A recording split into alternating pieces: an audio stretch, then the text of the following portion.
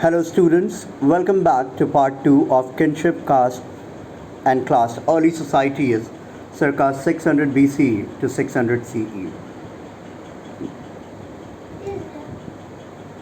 We have already discussed about the critical edition of Mahabharata, and further we'll discuss about finding about families and the ideal of patrilineal. And the learning outcomes expected today are you would be able to define the terms Vansha, Kula, patrilineal and matrilineal and discuss the variations in the families based on the interpretation of historians. Explain why patrilineal may have been important among elite families and analyze the reasons behind feuds of kinfolk. At first, let's discuss some important terms. It's very important to have the understanding of these keywords. At first, it is lineage. It refers to direct descent from an ancestor or a sequence of species, each of which is considered to have evolved from its predecessor. So it means from one generation to another generation. So that is called lineage. Descent. When we talk about descent, it means the origin or background of a person in terms of family or nationality, from where a person belongs to. Like someone's descent is Indian, so belongs to India. Someone's descent is Kuru family, so that is the descent. Now the next term is Kula. It designates families according to Sanskrit text. So simply, Kula means a chain of family, a family. And Vansha refers to lineage that we already discussed. That refers to direct descent from an ancestor or a sequence of species. The next terminology is extremely important to know. Patrilineal. From the name itself, it is quite clear that it means tracing descent from father to son, grandson, and so on. So, when we consider the origin or descent from father, that is called patrilineal. Now, the next is matrilineal. Matrilineal is the term used when descent is traced through the mother, just opposite to patrilineal. So very simply, we have got these important terms that will help us in understanding the topics that we'll discuss further. Now let's talk about the variations in the families based on the interpretation of historians, how historians interpreted families. So families are usually parts of large networks or larger networks of people defined as relatives, or to use a more technical term, that is kinfolk. The relatives joined with large families. So kinfolk is not the immediate family. Kinfolk refers to larger family. We notice that not all families are identical, not all families are same. There are variations. Even today we find variations in the families. They vary in terms of number of members. So there would be less number of members or more number of members. The relationship with one another, as well as the kinds of activities they share. So three things here that you need to keep in mind that shows that all families are not identical. Identical means same. So one, they vary in terms of number of members, relationship with one another, and the kinds of activities they share. Often people belonging to the same family share food, resources, work, and live together. So these are the basic things that we find in families, that within same family people share these resources. While familial ties, no, I'm sorry, while familial ties are often regarded as natural and based on blood, like some brother, sister, father, mother, based on blood, they are defined in many different ways. Some societies regard cousins as being blood relations, whereas others do not. So it depends on the ties or the familial ties. For early societies, historians can retrieve information about elite families, high class families. When we talk about elite families, means high class families, fairly easily. It is, however, far more difficult to reconstruct the familial relationships of ordinary people. The reason is very clear.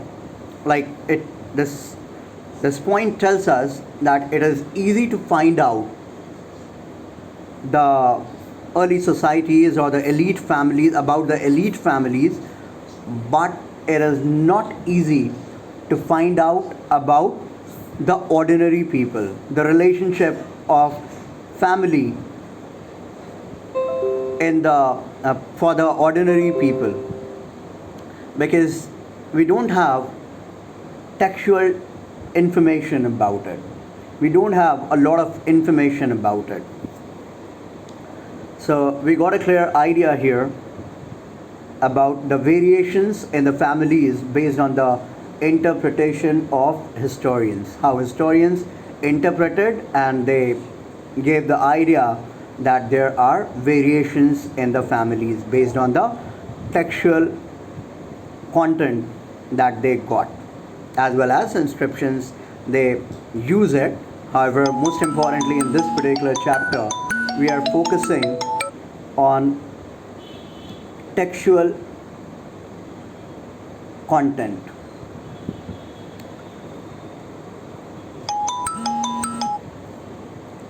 So now let's move to the next topic, that is the ideal of patrilineal.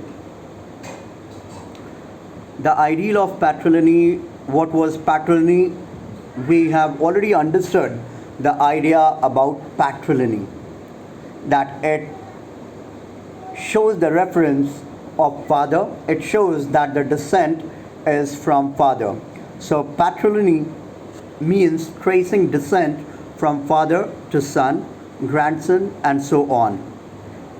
On the other hand, matrilineal is the term used when descent is traced through the mother. At one level, the Mahabharata is a story about patrilineal.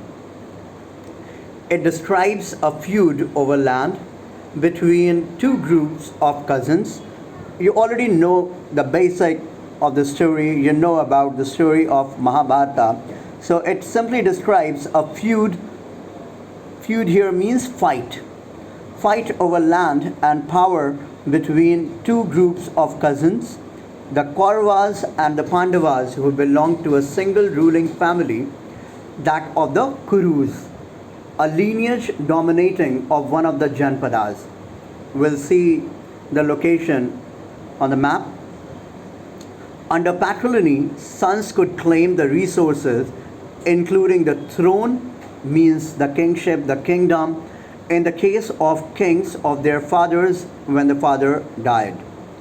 Most ruling dynasties, circa 6th century BCE onwards, claimed to follow this system, although there were variations in practice. Sometimes there were no sons, brothers succeeded one another, and sometimes other kinsmen, distant family relatives, claimed the throne. When there were no one to claim the throne, like sons or the immediate cousins, when they were not available, then kinsmen claimed the throne. And in very exceptional circumstances, women such as Prabhavati Gupta exercised power. The concern with patrilineal was not unique to ruling families, but also in ordinary families. In the last chapter, we got an idea about Prabhavati Gupta, who got the throne. So that is opposite to patrilineal, but those are exceptional cases. So we got a clear idea about the ideal of patrilineal, and in a nutshell, the descent was simply connected to father, and the story of Mahabharata simply tells about the fight between cousins who fought because they had to inherit and they had to get the throne and from their father. And there are exceptions like Prabhavati Gupta.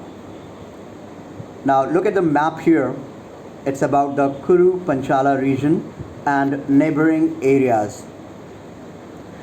And you can see here the Kuru Janpada, and that is the Kuru family, and most important location like Indraprastha and Hastinapur. So these locations nearby Delhi, near Mathura, you see here Indraprastha, and the whole kingdom was based in this region according to the text. Now this is the source 1, producing fine sons. So here is an excerpt of mantra from the Rig Veda, which was probably inserted in the text circa 1000 BCE to be chanted by the priest while conducting the marriage ritual. Even it is chanted today. It is used in many Hindu weddings even today. So it says, I free her from here, but not from there. I have bound her firmly there, so that through the grace of Indra, she will have fine sons and be fortunate in her husband's love. Indra was one of the principal deities, a god of valor, warfare, and rain. Here and there refer to the father's and husband's house respectively.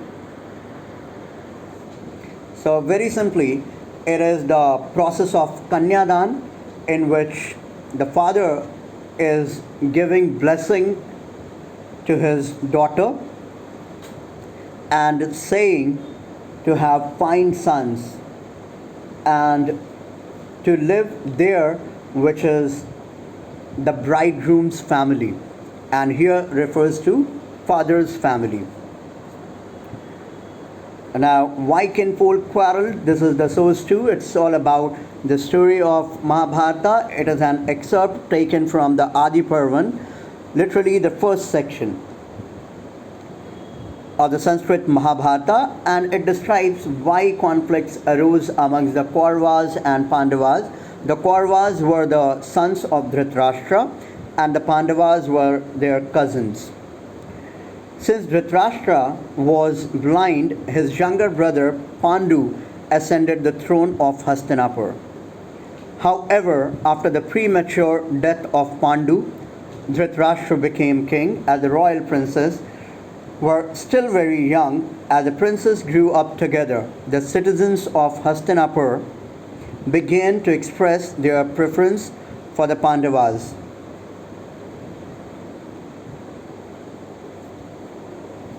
And for they were more capable and virtuous than the Kauravas. This made Duryodhana, the eldest of the Kauravas, jealous.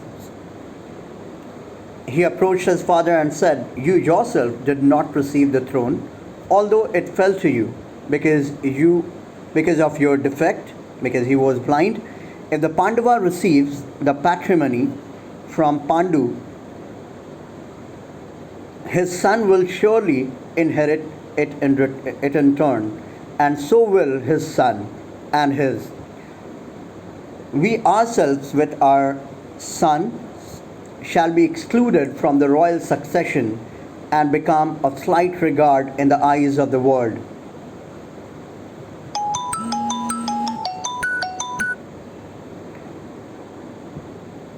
In the eyes of the world, and Lord of the earth. Passages such as these may not have been literally true, but they give us an idea about what those who wrote the text thought. Sometimes, as in this case, they contain conflicting ideas. From different sources, different ideas we get. And this is the basic idea about the whole story why kinfolk quarreled.